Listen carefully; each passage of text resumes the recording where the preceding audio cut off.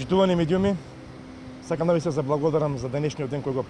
посветивте на нас, листа со попречености, и на граѓанската иницијатива 5 до 12. Граѓанската иницијатива 5 до 12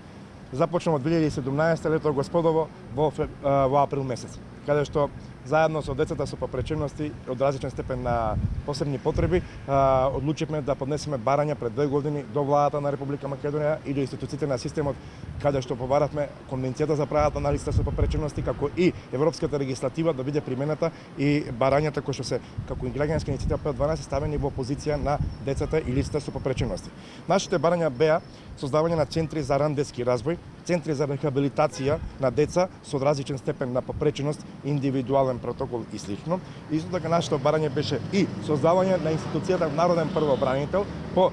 моделот на Хрватска, каде што тој истиот Народен првобранител институција ќе биде за лица со посебни потреби, кој ќе може да ги застапува и подобри нивните права за лица со посебни потреби. Исто така, како граѓанска иницијатива 5 до 12 побаравме да се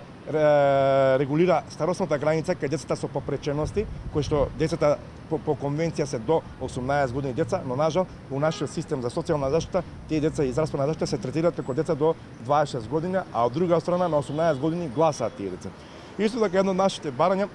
беше како граѓанска иницијатива да се создаде независно тело, каде што тоа независно тело ќе врши